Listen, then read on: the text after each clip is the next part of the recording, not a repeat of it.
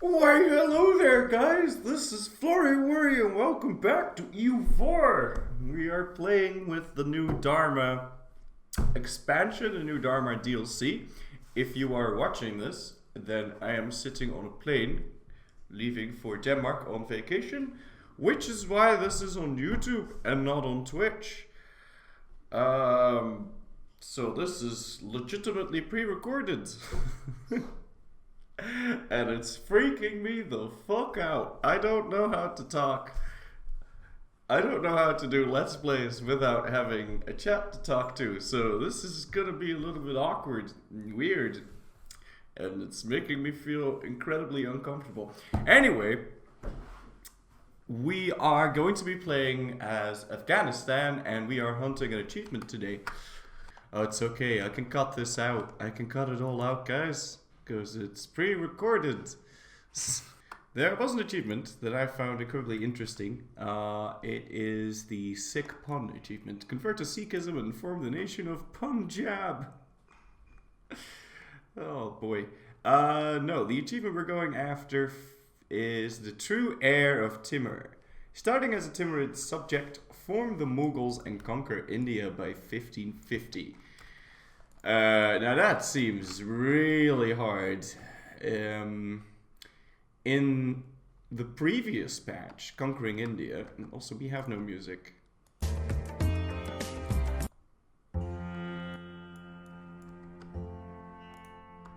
There we go. Now we have some music. So, in the previous patch, Conquering India by 1550, well,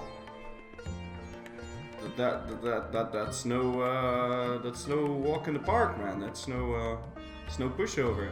I remember doing the Ceylon achievement and then being done by like 1560 or something with that. So, you know. And now they added like 200 provinces to India. Or not like 200 provinces, they added 200 provinces to India. To put that into perspective, that is basically Iberia and France. And not like all of Iberia and then all of France, and then you have maybe 200 provinces. So that's this. They added this to India, basically. So, you know, that's gonna be quite the challenge. Now, if you form the Mughals, you do get permaclaims, which makes it easier. You get a whole bunch of sick missions, and I've been looking at the missions with the new DLC. You get a boatload of missions, and of course you get freaky ass Mongol mechanics, which are going to be very interesting. And I hope that we're going to get to look at those. Before the end of this stream, even though it's not a freaking stream. Yeah. So, we have multiple choices to play. We could do Khorasan, Transoxiana, Fars, Sistan even. But the one we're opting for is Afghanistan, because they are the closest to form the Mughals. I could be a babby and play as Transoxania, but you know, I'd rather play as Afghanistan. They're closer. I don't need to do any culture flipping or whatever, and well, I mean, they're right here, so why not play as them? So with that all being said, and without further ado, let's jump right into the game and get the show on the road. We are playing Iron Man mode, and we are also playing on very hard difficulty. I have no idea if we're going to pull this off on the first shot, most likely no, but let's just have fun with the game. Whilst we are at it, yes. And of course, my save files are. I've been doing some testing this morning to see what kind of broken things you could do, and I don't want to spoil anything, but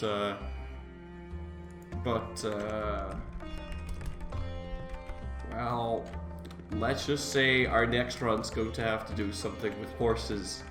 and plundering, pillaging, burning everything. Oh boy. Mughals. Dharma. Fantastic.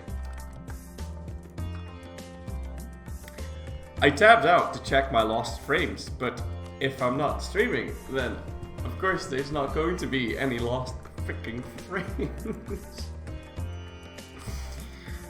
So, in Dharma we have this new thing called government reforms, and it ticks up every month, depending on your local autonomy. So if you have a lot of autonomy, it's going to take you a long time to get government reforms, and if you have 0% autonomy everywhere, then it's going to tick up with one a month.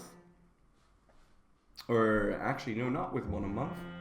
Seems like... Is this song a repeat? I think this song is on repeat. Right, so you have these new government reforms, and if you get enough points, so for the first reform you need 100 points, and then we can pick one of these 3 options, and that will give you some sort of bonus. And now some of these require that you pick something else before. So for example, enforced trader privileges, which you can do to get extra trade range, which is quite useful if you're merchant republic, which is basically this. This practically turns you into a merchant republic, which you can do right off the bat, which is pretty interesting. I wonder what happens if you do those. Well, it costs 10 corruption to flip between reforms in a given tier if you've already passed one. So right now we start with ICTA, which I wouldn't want to switch to a merchant republic, but it's interesting that it just lets you do that right off the bat. So we're at ICTA, which means we get these things: lenient taxation, land acquisition, and tax farming, which is nice. So that's the way unique governments can still, function properly. Usually you have these 3 options: feudal nobility, autocracy, and plutocracy. Except if you're playing with someone like, let's say, Karakayunlu or something, then you get something different. And normal countries kind of flip into that. So that's pretty cool. Also, because I know a lot of you are wondering, yes, you can reform into a horde if you're a tribal country like Circassia, and yes, if you play as Circassia and you conquer the Ottomans and you release and play as, the Ottomans are then tribal, and if you pass a whole bunch of reforms, you get 5 tiers as a tribal country, and you pass all of those, then you can flip to a horde as the Ottomans, or as Poland, or as freaking Ming, or as the Great Horde. Well, okay. Suppose you're already a horde if you're playing as the Great Horde. But yes, any country that you want can flip into a horde. Any country. Any country. Even you could do the 3 mountains. You can play as Ryukyu, find yourself a tribe, release play as, have them release play as, and then you are a horde. Well, you're a tribe. And then it takes you about 50 odd years to flip into a horde if you just sit on 0% autonomy or something. It's a little bit longer now that I look at this again, because it seems like it's 0.81 every month due to an average local autonomy of 1.6. So I'm assuming 1.83 or something would be the max. I don't know. But that's pretty interesting. And of course, once we are the Mughals, we're going to get some very unique government reforms. And then, of course, if you pass all of them, near the end, you're going to be able to become a republic. Now, that would take you, if you don't do anything weird, let's see, well, the next reform's in 11 years.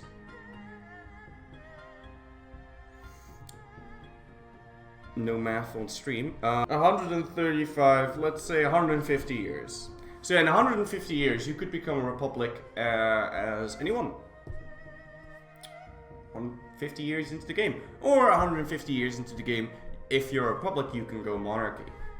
I could probably do that a little bit faster, actually, but, you know. Or a theocracy, or I don't know what this is.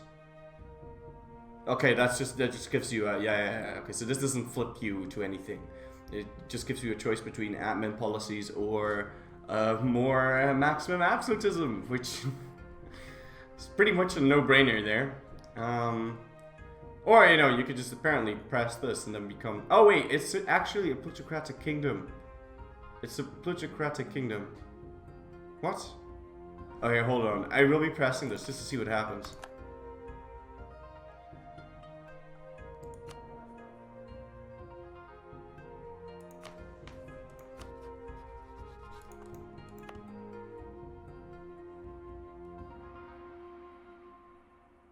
Ooh, what's this? Upgrading the center of trade requires 1,000 ducats, but you only have 50. Market town. Oh my. That's interesting. I wonder what that would do. Can I take 1,000 loans? Just to check this out.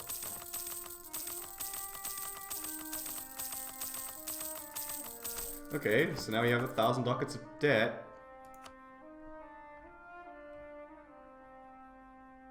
Local trade power plus 25. Owned provinces in the area get 33% more manpower, an extra building, and local development cost reduction. And will cost 1,000.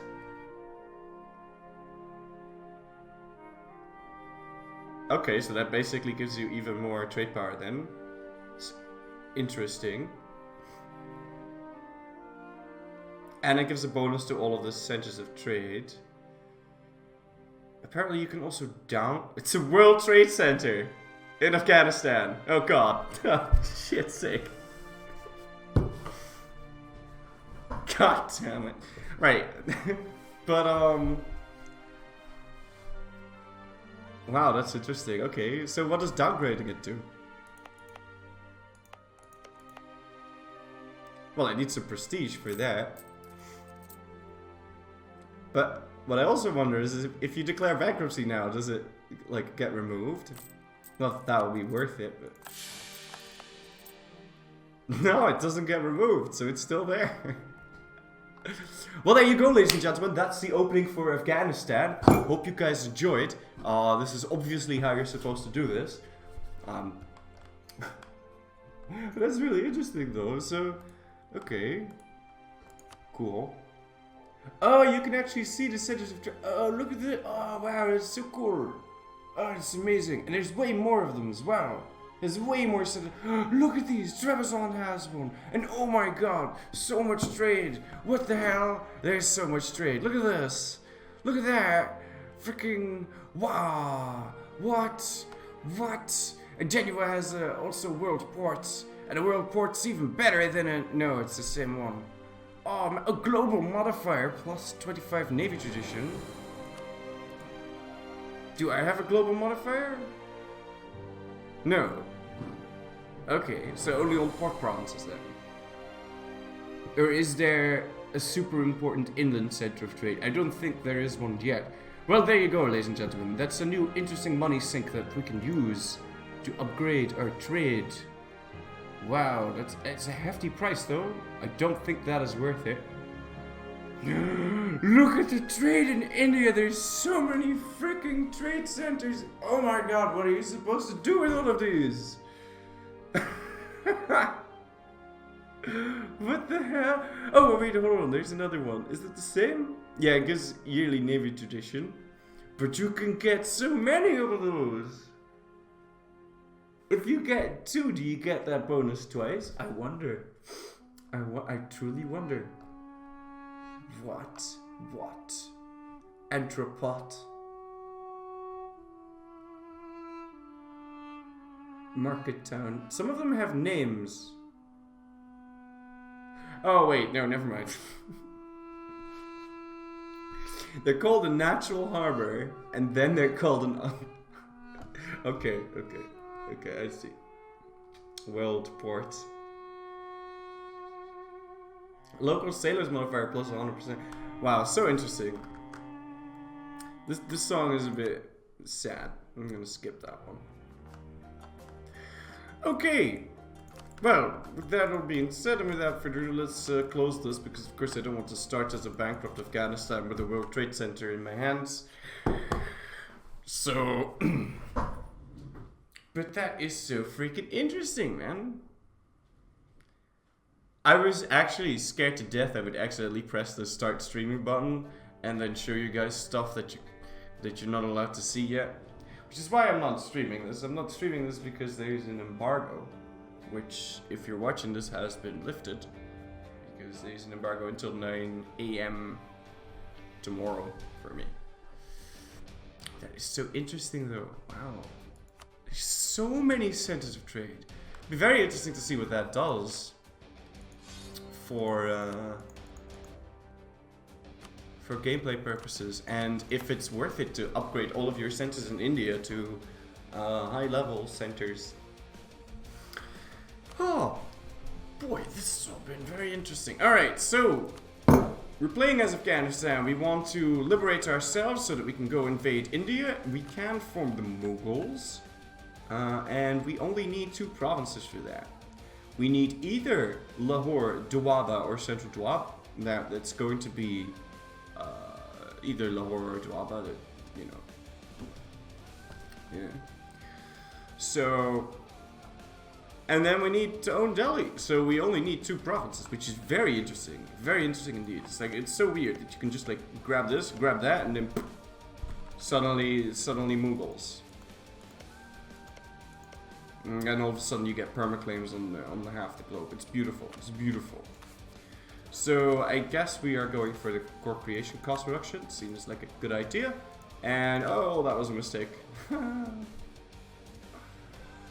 Diplomatic reputation probably would have been the better option, as I need somebody to support my independence.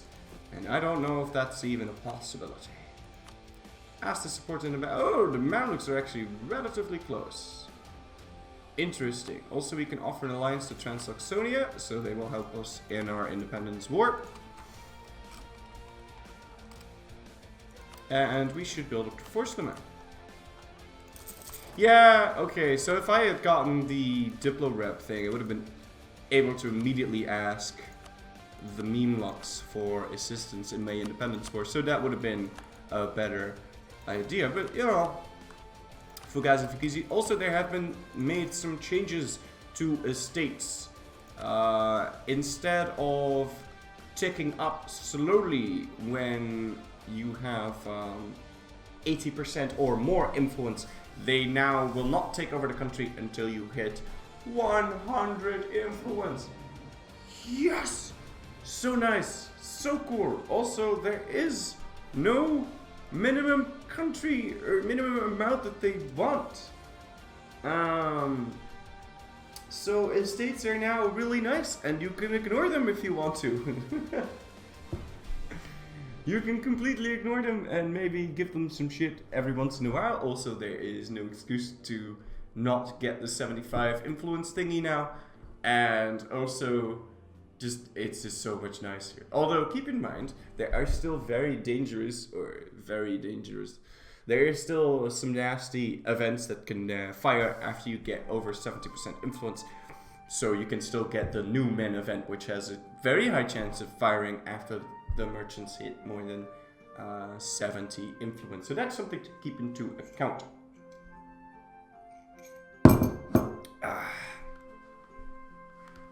Yeah. Interesting. Anyway, let's do our estates. Also, I want my focus on military. Hands down, no questions asked. We are a careful ruler. It's nice. Still gonna make him into a general though. And let's go get a general from the Emirs. Immersion. Let's go get a general and some mill power. And I would also like to do my other estates. So can we give the merchants anything? We sure can. I could give them this, but I think I'd rather give them that right there. do some of this. And unfortunately, I cannot bring them over to 70%. Or rather, I don't think... Oh, you know what? I could. Yes! I can get them over to 70%. And I can recruit a minister because they take over the country when they're at 100%. Arigato! Paradox. Very nice. So I will ask the dip points.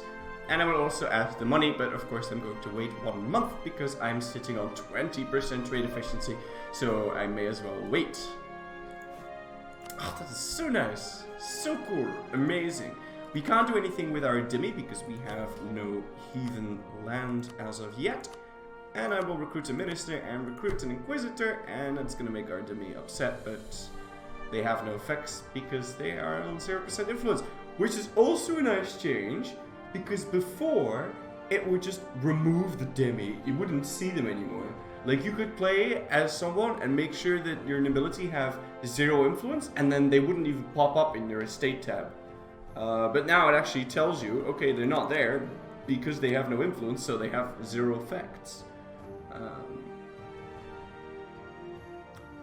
And of course, in order to be able to do anything with them, I need them to exist, and they don't exist yet, so... Makes perfect sense, perfectly logical. I love it. It is amazing. Alright, cool. Let's get +1 stab, and we'll try and declare our independence. Of course, it will be interesting, or maybe a good idea, to wait until this guy dies. He is 67. After he dies, we can probably declare our independence a little bit easier. Although Transoxanonia would already join. And do we even need more help? I don't think so. I don't think so. I think waiting for more help will be the pussy thing to do. So I think we're just gonna declare this war and slaughter our enemies. It is very hard difficulty, so we might want to get ourselves an alliance or something. Given that it's quite easy to get... You know what, I could get the... Well, I could improve relations with the meme, but why would I want that? I'd rather get an alliance down in India, to tell you the truth, but nobody inside India rivaled him. Ajam wouldn't be willing to do this. You know what, let's go ask the Mamluk. We're not in a hurry.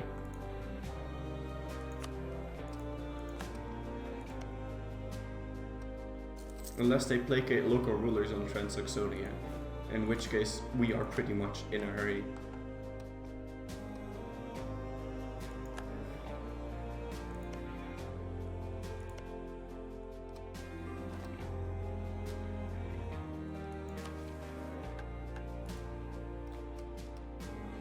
Okay. Is it war with the Timurids? Is not a subject nation. So we can do Afghan leadership the moment we finish.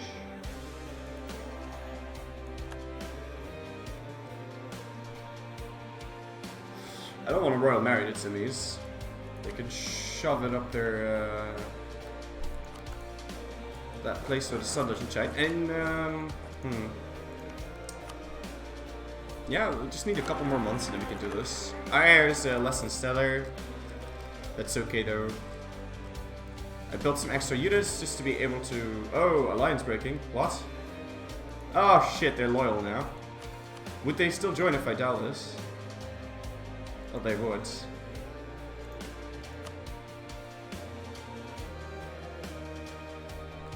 I don't know if I can last a full month though. Okay, now they're disloyal again. Oh, but Timmy just allied John Poor. Okay, so granted we kind of missed our moment of opportunity there. Shouldn't have been greedy and try for the Mamluks. Although the moment we do, yes. So now this guy's Liberty Desire jumps up to like 100. Too bad we can't ally these. Too bad they don't instantly turn disloyal. So I think now we fight this war, even though we have no friends. Or we do have friends, we've got the Mamluks to help us. Is there anyone else? I don't think so. Well, maybe a Ajam, but that's about it. Yeah, I'm really not so sure about that alliance with the I doubt the Mamluks will even do anything, but who knows? Who knows? This might be really good for us.